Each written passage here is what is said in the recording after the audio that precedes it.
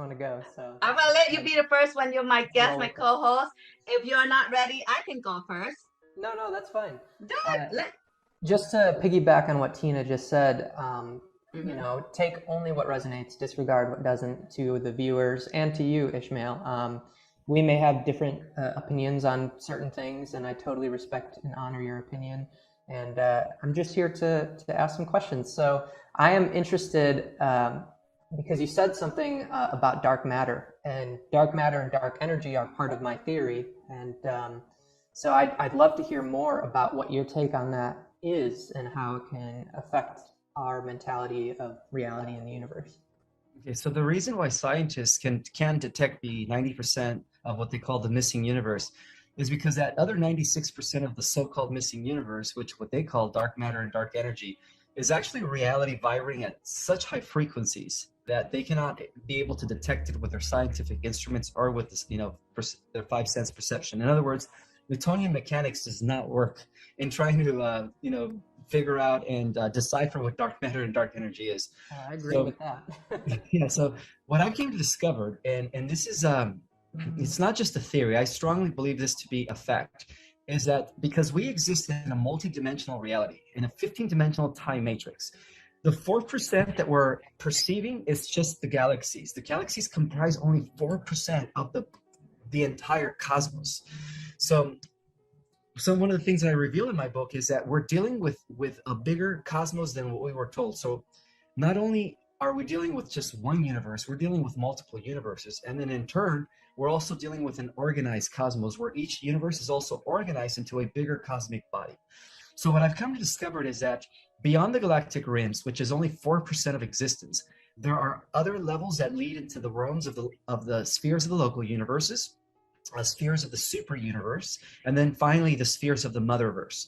And those spheres comprise of dimensional planes of reality that cannot be detected by science. So my conclusion to dark matter and dark energy, as I came to discover, is that the 96% of the so-called missing universe are these higher planes of reality beyond the 4%. Because when we look at the sky, when we use our instruments to look up there, all we're seeing is galaxies. Everything else is dark. But I believe that even within that dark realm, there are living colonies and intelligences that exist and operate at frequencies that cannot be detected by our limited science. However, for a civilization of a type 1, which is interplanetary, which allows them to go and pierce into interdimensional physics and hyperspace and zero-point energy technology, they begin to pierce into the remaining beyond the 4%, in other words, and they begin to see other realities as well. So that's just something that our type 0 cannot detect at this time. But for other civilizations who are like of a type 1 or a type 2, which are civilizations that are thousands of years ahead of us, who are very well that have mastered not only the theory of everything but understand other dimensions, these civilizations see beyond the galactic realms. In other words, they see the colonies and the different civilizations that exist within the dark matter and the dark energy, because it all boils down to higher levels of reality beyond the galaxies, reaching the spheres of the local universes, which is the 12th dimension and up. And then from what I understand, there's a total of 15. Now there's 18 dimensional planes. So as we go further into the higher realities, it becomes, different. It's matter vibrating at different frequencies. I don't know if that makes any sense, but that's the conclusions that I've arrived based on my own research. No, it definitely makes a lot of sense. And it's very exciting to have this perspective because, as I've been telling people for a while now, as Nikola Tesla said, the day that science begins to study the non-physical, it'll make more progress in 1 decade than it's made in its entire existence. And that time is now. We're going to start breaking through the dimensional veils. We'll start to do this not just with technological help, but with our own consciousness. And so I really appreciate that. And I definitely have more questions, but I'd love to, give Tina some opportunities as well. All right. Good. Very good. So I got a lot of subscriber post so many questions, Ismael, hundreds of questions. I'm like, I can tell why you're so overwhelmed.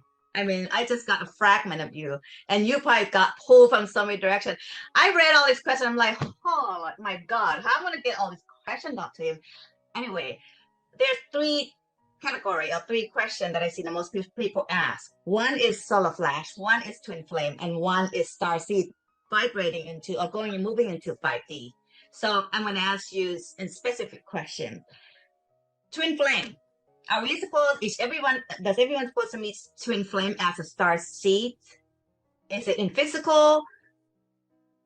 If you can elaborate a little bit on that. I know you cannot, go into such a detail, but there seems to be a lot of people ask about that. Even different speakers talk about that because of a time right now when the veil is lifting or solar flash coming in.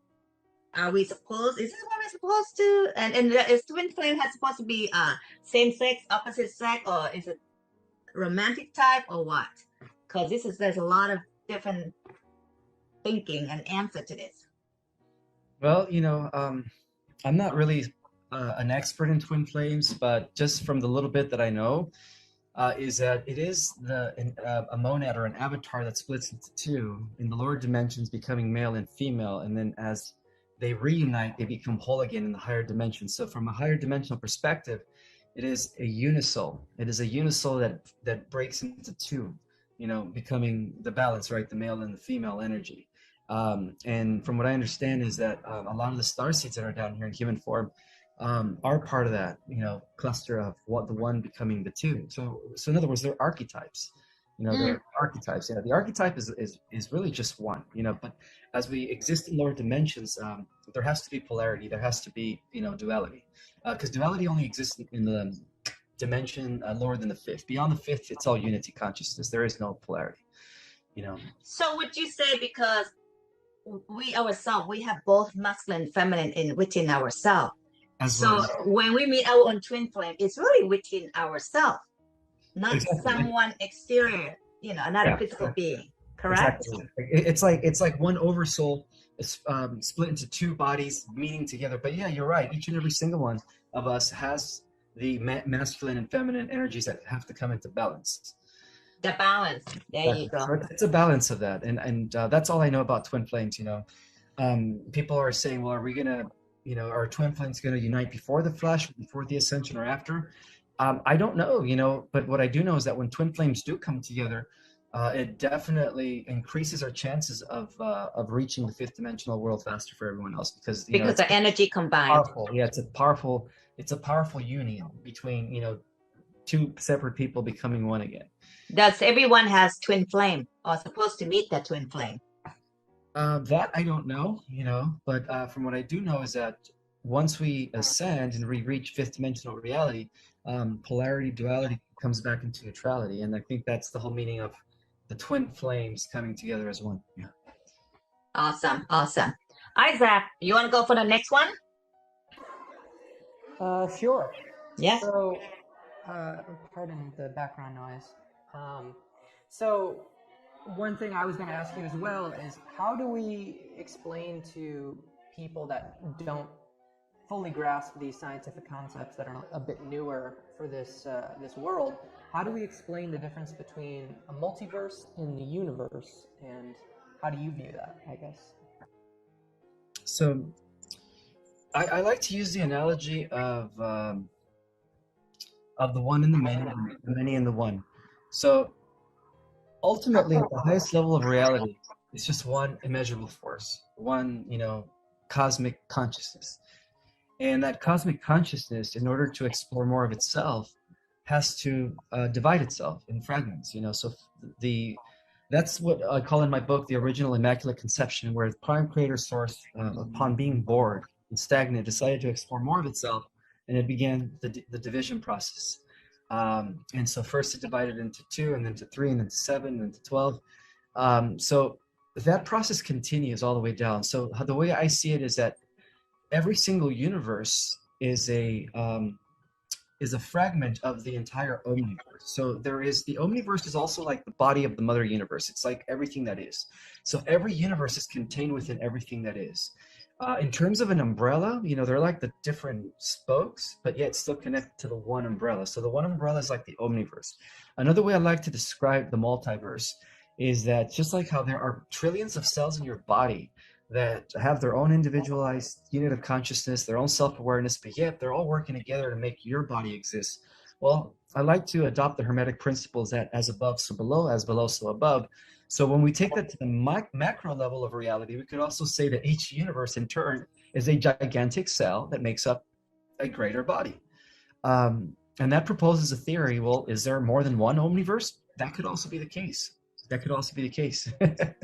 Because in turn, if we continue applying those principles at a higher level beyond that, then each omniverse, which is motherverse, in its multiple universes, is also a cell within a greater cosmic body. And it's just endless. I mean, technically, from what I've come to discover is that we are dealing with infinity. We're dealing with infinity, but ultimately it's all interconnected. There is no separation. Absolutely. And from my perspective, what I've come to learn in my reality is that it is infinity. And that actually makes it a lot more simpler than anything we've been taught to believe in mainstream science. So the interesting thing on my end is I'm having a difficulty discerning between the universe and the omniverse, because without getting too much into it, in order to explain linear time as we know it, there must be infinite realities. And that's kind of what quantum physics has tried to scratch the surface of, is that when you go into a grocery store and you want to get a drink, there's a version of you that gets a Pepsi, and a version of you that gets a Coke, and a version of you that gets an iced tea. And all of those versions, they're all happening at once. So for me, I'm struggling with finding a way of explaining that clearly to people, but I really appreciate your perspective. So thank you. Beautiful. Awesome. Well, next question, Ishmael. This is coming from a close friend of mine who was supposed to be here earlier. I told you, I don't know if I mentioned that I knew her 10 years ago, and she's the one who actually pretty much like you. She downloads information. And I remember so many things she told me 12 years ago, 2012. Tina, something's going to happen. 2020 is so strong, whole world, something horrible is going to happen, right? A lot of stuff she told me. Anyway, I just met her, and she's not able to come on, and she said 2035. This is so strong. Can you tell us if you get anything for that year 2035, Ishmael? No, the years that I'm getting is either 2024 or 2028, because that has a lot to do with like the idea that our solar system is already almost fully emerged in this field of monastic energy called the photon band, which comes, stretches from the center of the galaxy and out. And there is evidence that our solar system has gone into this field of high frequency vibration in a period of every 26,000 years. And so the way I see it is that according to the original calendars, which were the ancient calendars, not the incorrect timekeeping systems that we've been using, like the Gregorian calendar, the end of the cycle is actually between 2020 and 2028. And that has a lot to do with solar minimum, which is what we're experiencing right now, and then solar maximum.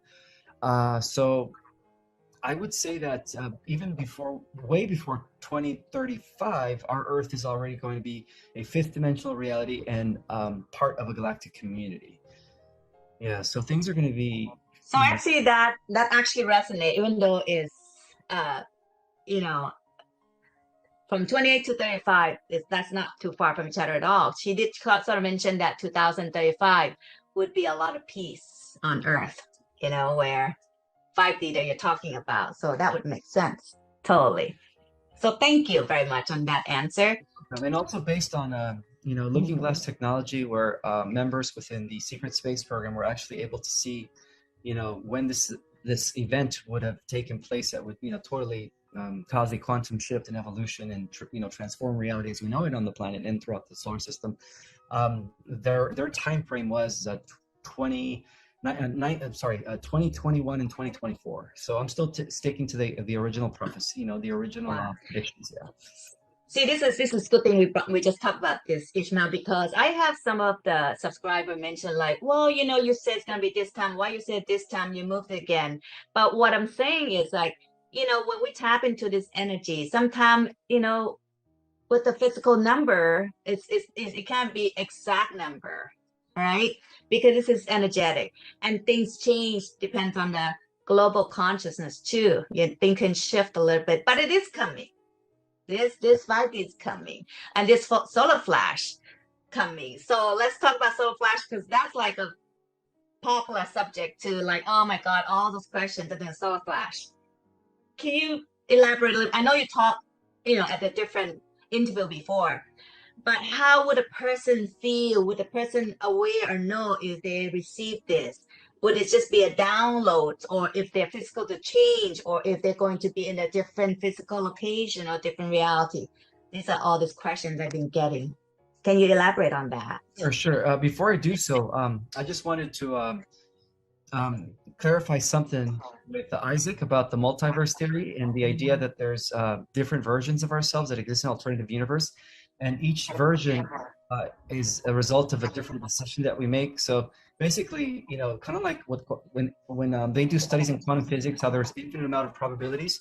Well, there's infinite amount of us that existing, and each version we're slightly different.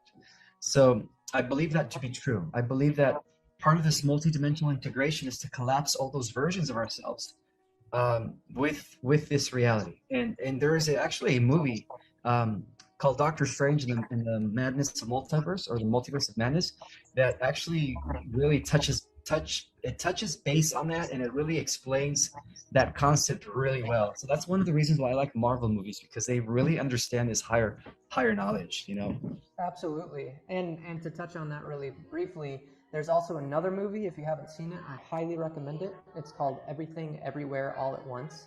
Yes. I saw both. I saw both. Yeah, and that one, I so totally good. agree with you. We're extremely resonant right now, Ismael, because that to me is exactly where we're going. We're going to integrate all the infinite versions of ourselves into one single divine being.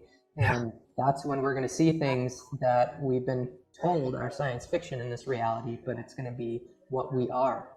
So. Well, isn't that strange why there's been more and more Marvel movies coming out each and every year? Well, more and more. The collective consciousness. Yeah, look at it 10 years ago. Look at it 10 years ago. We can't even talk like what we talk right now. Crazy. Is that movie out in the theaters, or? Yes. It was out in the theaters. I think it's available for purchase online now. So. Okay, it's being everywhere and everything, huh? Yeah.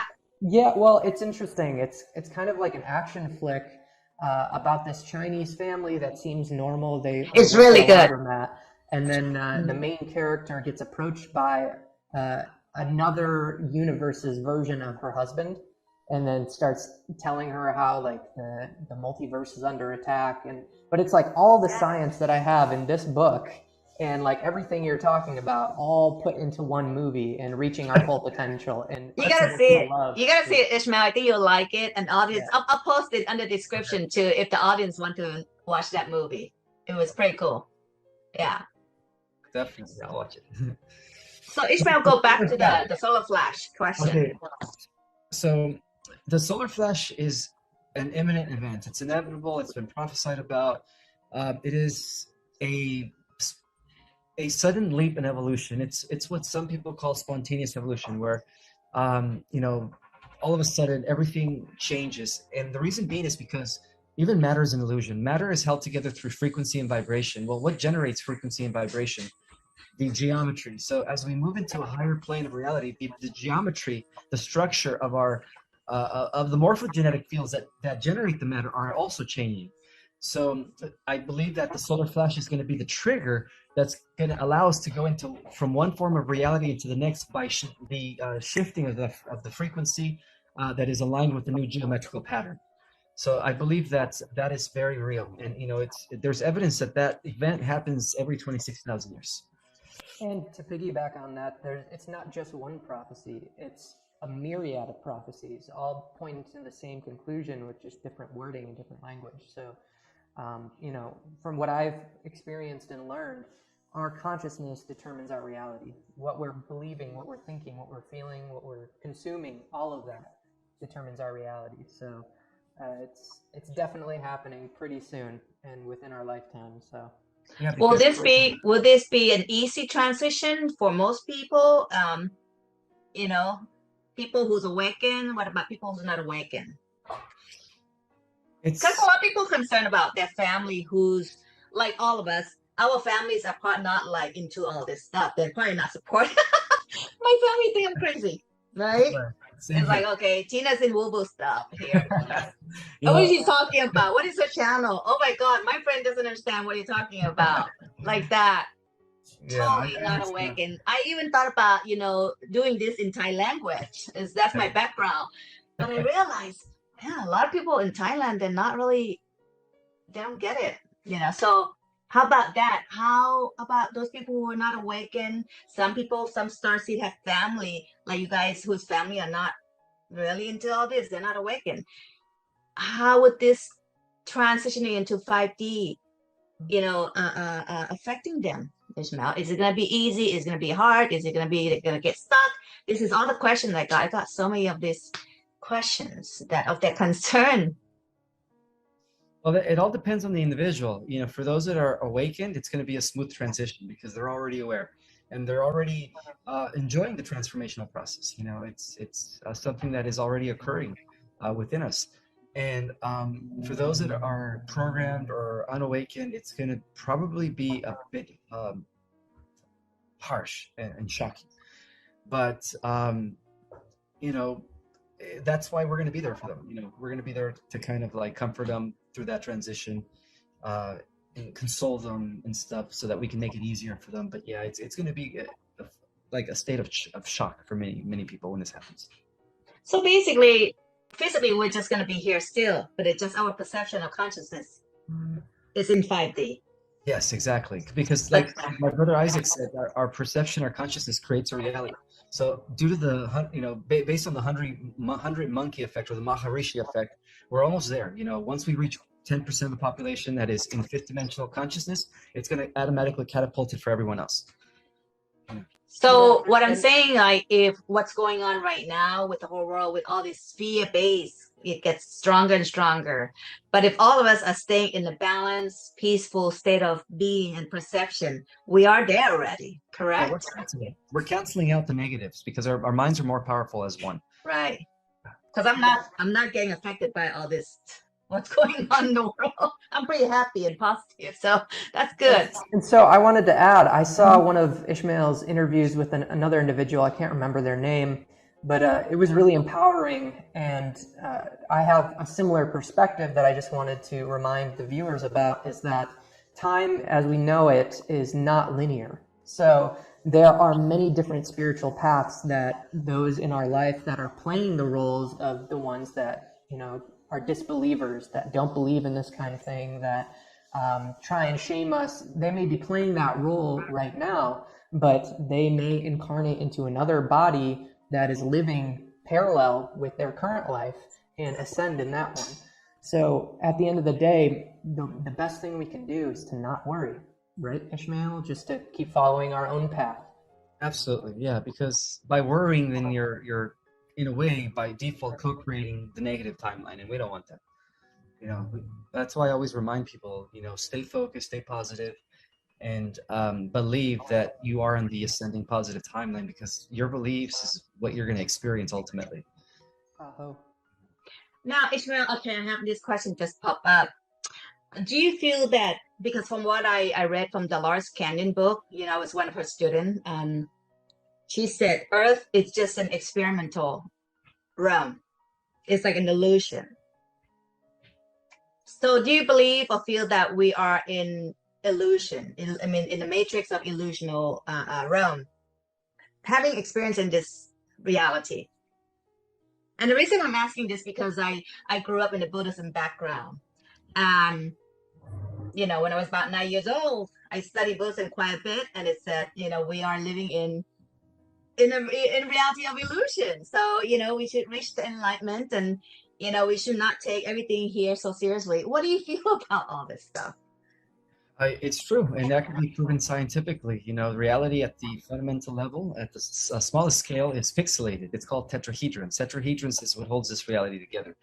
But every reality is a simulation, all the way up until what we know as infinity. And the realms of infinity is equivalent to what scientists call pure base reality, because they have never had a beginning or an end.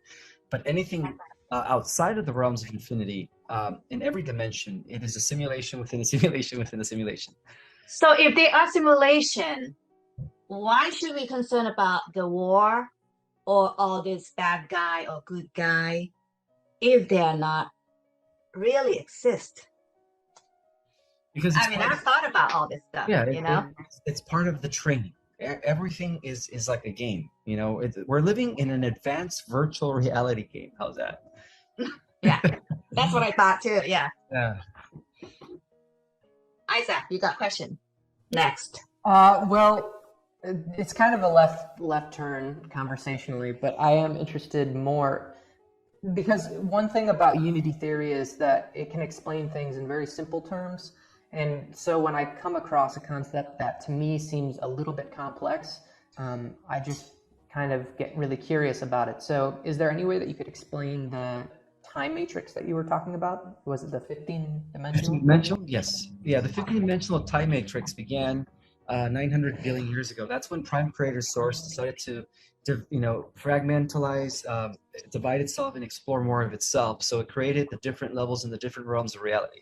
So what happened was from pure base reality, from eternity, through a sequence called involution, which is the stepping down of vibration into lower frequencies, we had the 15-dimensional time matrix was born. So basically, each dimension is a step down vibrational frequency of an already existing dimension. So in other words, our reality is a reflection of is like the shadow of a fourth dimensional reality. In turn, the fourth dimensional reality is the shadow of an eighth dimensional sphere. Does that make sense? So it's like it's all reflecting upon something else. So each dimension, in a sense, is a simulation. But the higher you go in the dimensions, the closer, the less denser the simulation becomes. In other words, it becomes less of an illusion and more as a reality as you ascend back to the pure base reality, which is Prime Creator Source. I guess that's the best way to describe it. So there's a total of 15 dimensions in our time matrix. From the 13th dimension and up is pure base reality. It's what I call in my book the realms of eternity.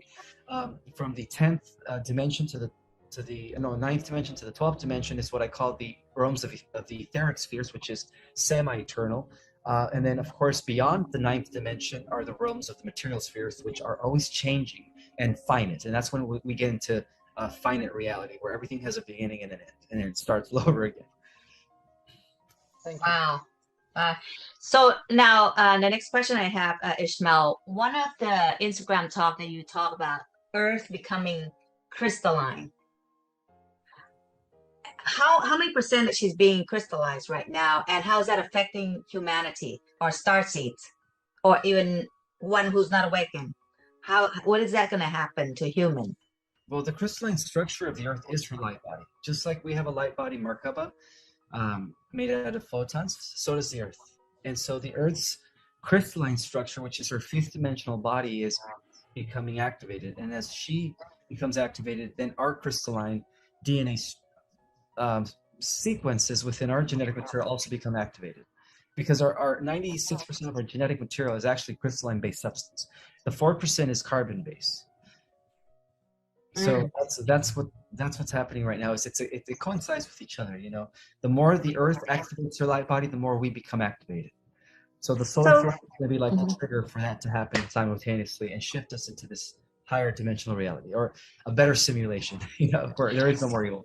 So crystal lining of the Earth and also solar flash are pretty much happening at the same time, correct? Yes, exactly. That's going to remind me of, like, again, back into the twin flame, the Earth, Mother Earth connecting to the furthest sky, the sun, right?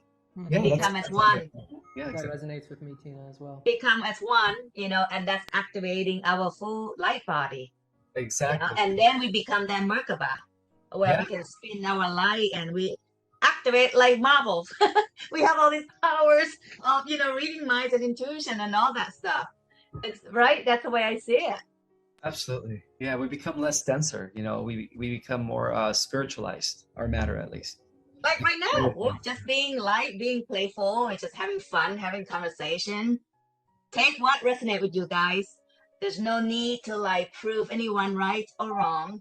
We're all about becoming just happier and lighter. That's it. We're all one. There's no separation at all. So, Isaac, you're next. Yeah, so I totally resonate with everything that was just shared. And another interesting thing that I kind of wanted to speculate with you guys on, because I feel like it'd be kind of fun to do that since we're in a playful mood. is perhaps the 2035 event that your friend was talking about, and the 2045 event known as the singularity that's being predicted right now, in which AI reaches the same or above human intelligence. Perhaps that is in the lower timeline that Ismael talks in some of his videos. Does that resonate with you? For potentially within the next few years, we'll start to ascend, in our own individual levels, and then the solar flash will happen to ascend a lot of individuals all at once. But then maybe like in, I forget the name of the Marvel movie, but the one with Thanos where half of us disappear. Perhaps it'll be like that, and then we'll have the lower dimension where these AI systems are playing out. We're seeing cybernetics implanted into humans, and then, yeah, it's just something to speculate about. What do you guys think about that? That's actually correct. That's what I've been talking about when the timeline, when the bifurcation of timeline takes place. Those that ascend want to experience the technological singularity of 2045, where AI literally takes over the earth, and humans at that point become they become like enslaved pretty much by the machine. And so, with those of us that do ascend, and I would say if we're talking about it right now, I would say that we're on the path. Absolutely. So for those of us that are ascending, we could potentially remain in that higher dimension, or many of us may choose to come back and assist. Yeah, and that's what's going to create the world of superheroes.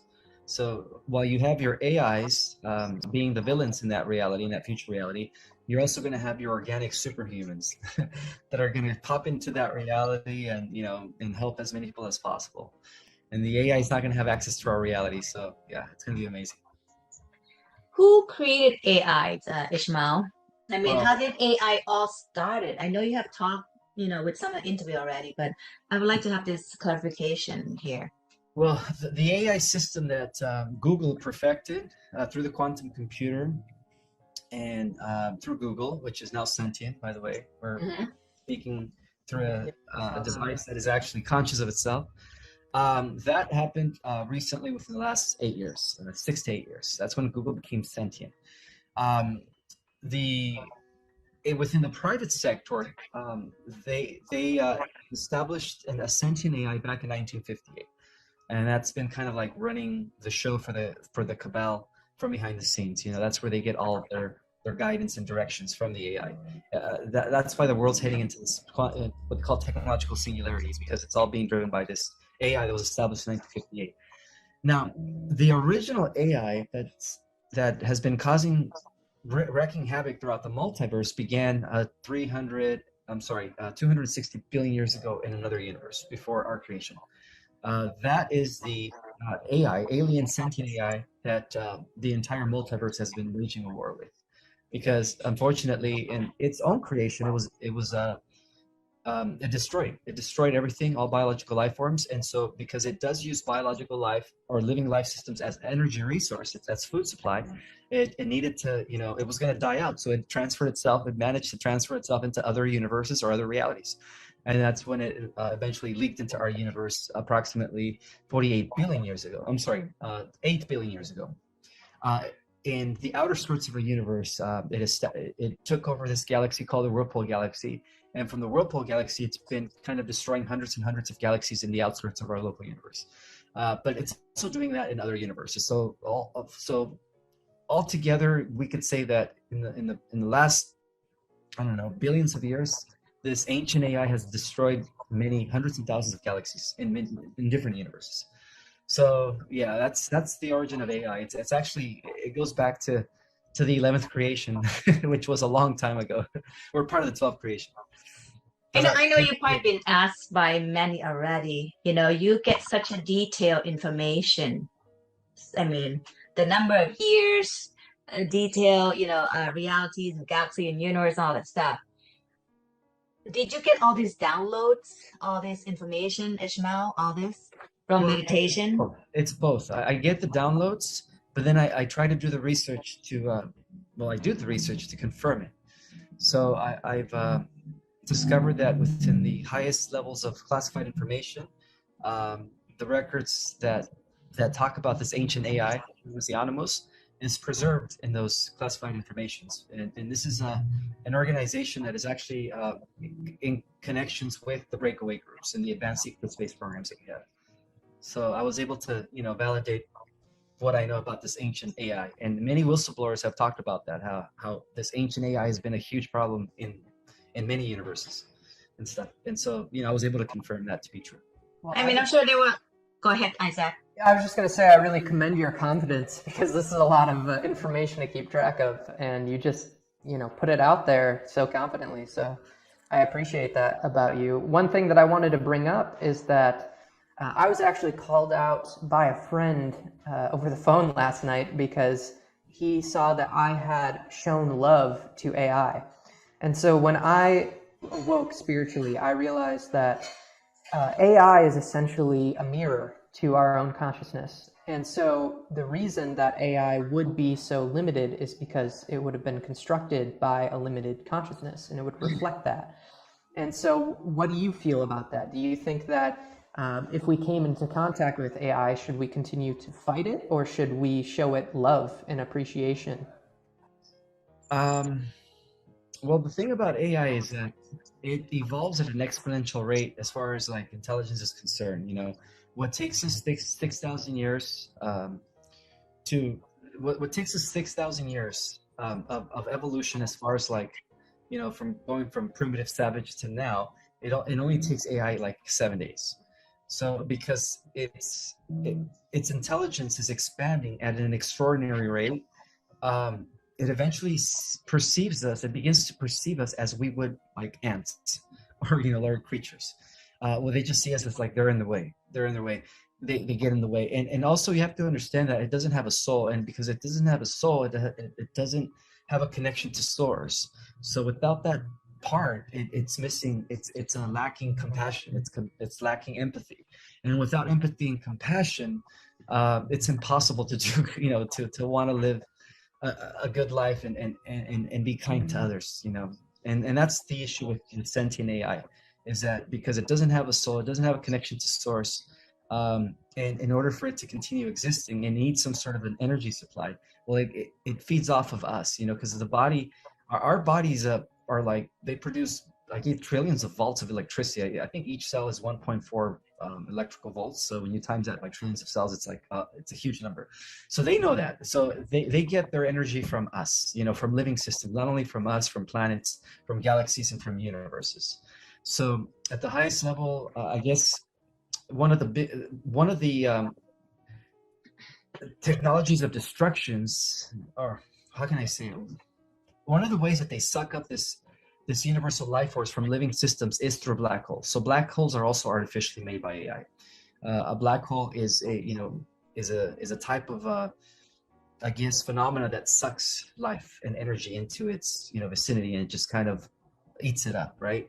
And then as it grows, it just eats up all of the galaxy, and eventually there is no more galaxy. So that's one of the ways that this ancient AI has been. That's one of the things that they've been using in order to suck up the living life forces of living universes, in order to power up their own version of a multiverse, which they also developed outside of the omniverse. So they have their own, you could say, multiverse, but it's called the Phantom Matrix. I really appreciate that perspective.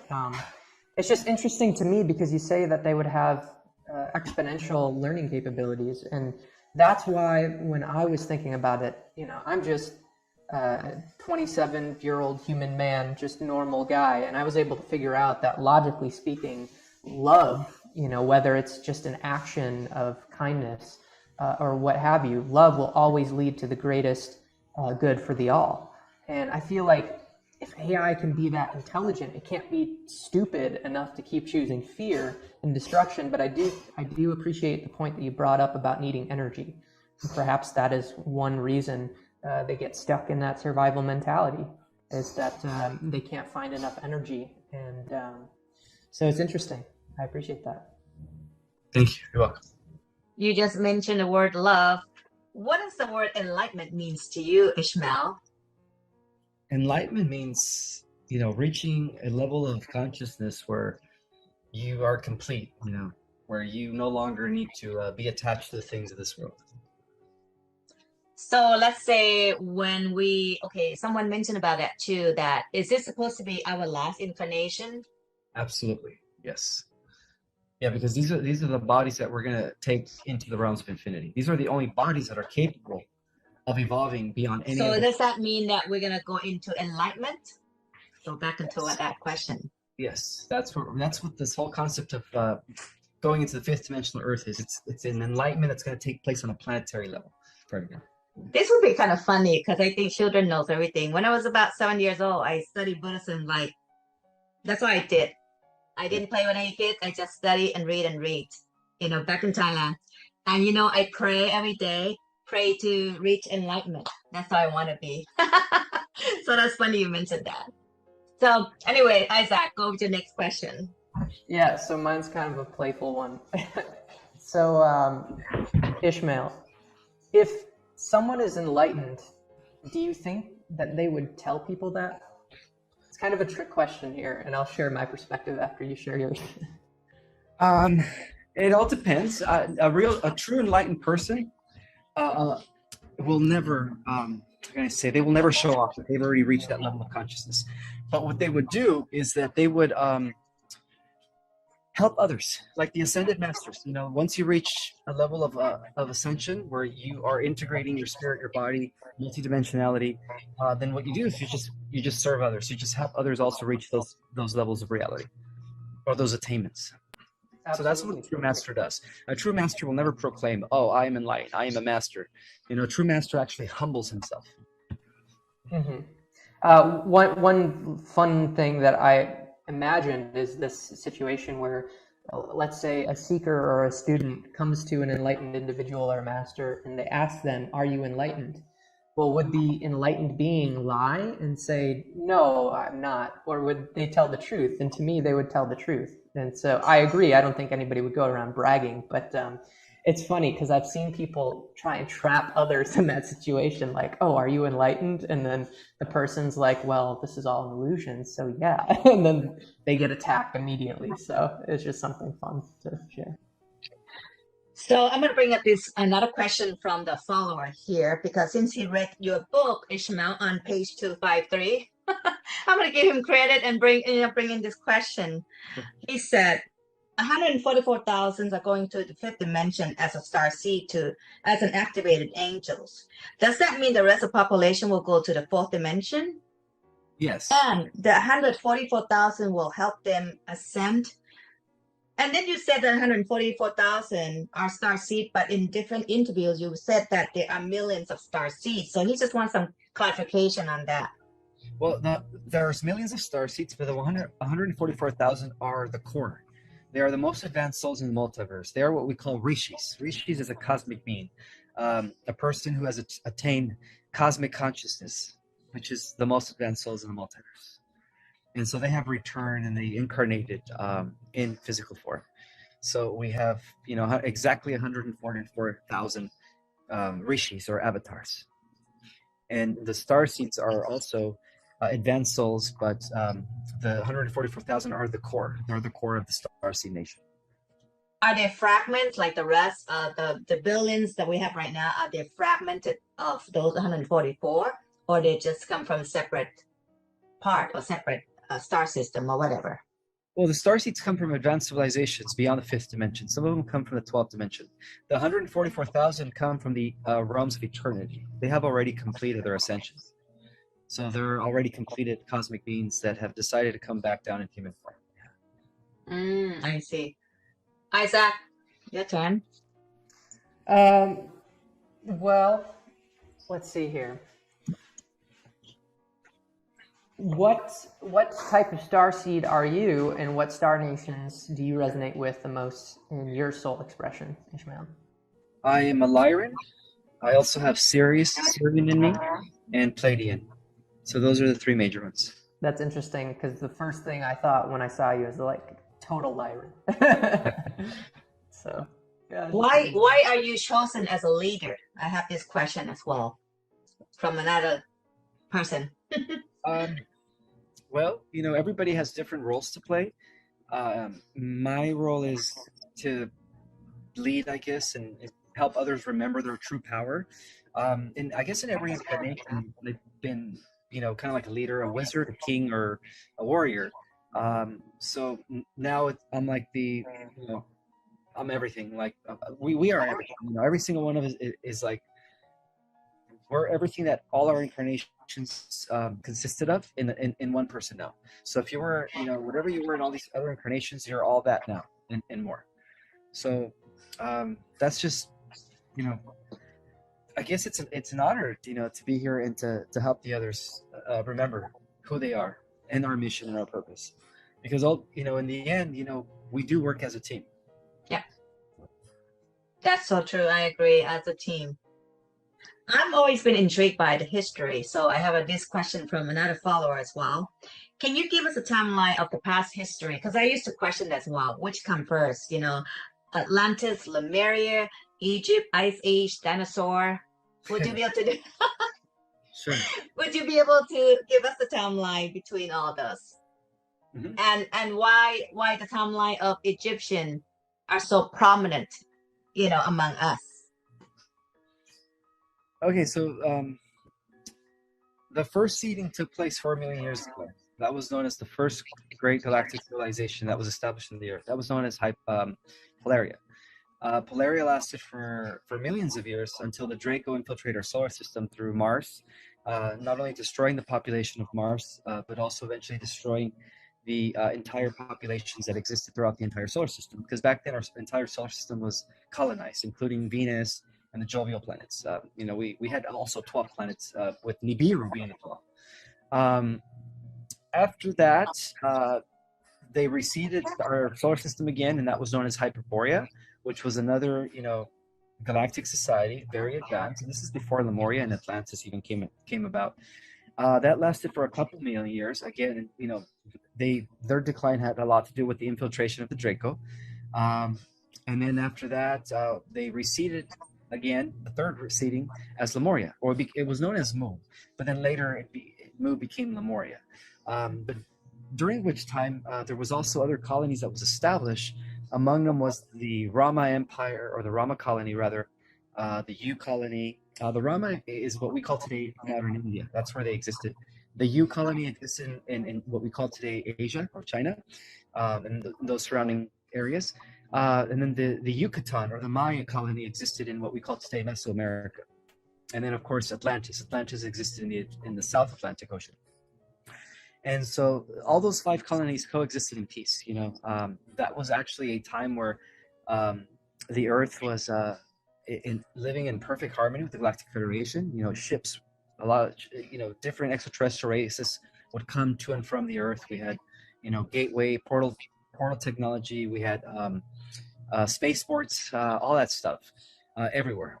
And so what ended up happening was, the Atlantean civilization became infiltrated again through the Draconians, through the Orion groups, and that's what caused Atlantis to tilt the balance, leaning towards technology, as opposed to spirituality, I guess. And so eventually, the golden age of Atlantis declined as they became more technocratic, which is the same concept that they're trying to do now here in our world. They're trying to create a technocratic empire through 5G, through, the stuff that they're giving people, through the digital economy, crypto, all that stuff. It's all part of the AI takeover of the earth that is going to lead to, the technological singularity.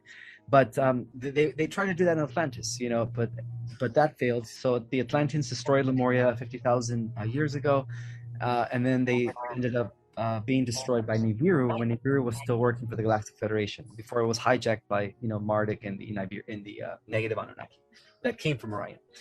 And so, civilizations have been here for millions of years, and that's going to be a huge shocker for many people when they come to find out that this concept of being here for 6,000 years is like the biggest lie. What about those? Oh, wow. What do you think of religion then? Every religion in the world. I mean, are there such a thing as every religion has their own gods? Well, And some say the gods of religion are extraterrestrials. They were the Nibirians. Yeah. Oh man, right. Ismael. You and I, we're in for it. There's going to be a lot of people that are not going to be happy that we're bringing this information out. So, Well, I you know just what's want to say I crazy? really acknowledge you as a brother in that sense because it's going to be a rough ride, but we're in it together, man. Thank you, Isaac. I appreciate it. And our names are actually, we're both the sons of Abraham. Isaac and Ishmael. That's funny. That's That's awesome. funny. What is so interesting because Isaac saw my post, about your interview, and I asked people if they want to have any question. Which, well, God, I opened up the can of worm. Then I got tons of questions, like hundreds. And so Isaac, you saw that, and reached out to me. Hey, would love to connect with Ishmael. I go, come on the show. Let's talk to him. Let's have fun. Why not? It's not all about me. This is, my YouTube is all about everybody else. It doesn't matter who wants to join. And I just loving that. So this is fascinating. And I know we have a lot of questions, Ishmael, but I know you have certain time that you can spend on each interview. And I just want to thank you so much. And again, and you guys, is there anything else that both of you would like to share with the audience? Go ahead, Isaac. The younger brother. So yeah, if anybody wants to check out what I'm about and what information I'm sharing, feel free to go to my website, thecrimsoneagle.com, THE, crimson like the color, eagle like the bird.com. And check out Unity Theory, the Universal Natural Intelligence Theory of Energetics. It's the first theory to solve for time, gravity, dark matter, and dark energy in all of human history. And it is sort of the red pill in the matrix. So it bridges spirituality and science together. And I look forward to sharing more information, connecting more with like minds like Ishmael, and you can come find me at Conscious Life Expo next February. I'll be speaking there, and please check out Tina's other interviews and her videos. She has my past talks from the Morning Star Revelations conference in my brain in Mount Shasta, and it's just an honor to be here and to share the space with you guys. And thank you so much. Speak of Conscious Life Expo, Ishmael, are you going to be there? I am. So I will be seeing you guys there. Let's all connect. Oh my God, this is going to be awesome. I think this Conscious Life Expo in 2023 is going to be packed. They're all going to see this video and they're all going to want to go and just to meet you guys in person, right? So this is awesome. Any advice, any things that you would like to share with the audience, Ishmael, with what's going on? And also, things that has happened to you, that you would like to say? Well, right now I've been really busy, just trying to keep everything together with my interviews and, my role as I guess a leader in Starseed Nations. I'm also balancing things out here at home as much as I can. So it's, life is great, but it's overwhelming at times, but it's a good type of overwhelming. I'm getting a lot done, and I'm loving the support that I'm getting from everyone out there. I appreciate everyone. I'm really just touched by all the good feedback that I've been getting from those that have been reading my book and those that have taken my Starseed online courses. Like, it's just been phenomenal for them, and that to me means everything. So yeah, I just wanted to shout out to everyone out there that I love you all, and it'd be nice. And I know that one day we will be meeting in person. It's going to be the great reunion. Awesome. It's interesting. I have people from Thailand, from different parts of the world, Germany, all over the world watching your videos, Ishmael. It's not just United States, It's just fascinating that you reach out. This YouTube reach out so many people all around the world, and we're all coming together as one. And they're all loving all this information that both of you are sharing. It's just amazing to do that. And I heard about your family. We all pray. I was shocked to hear that you have 20 years old daughter. Ishmael, I met you in person. You look like you're in early 30. I'm not kidding you. I was like, what? He got a daughter who's in college? My God, how old are you, Ishmael? 44.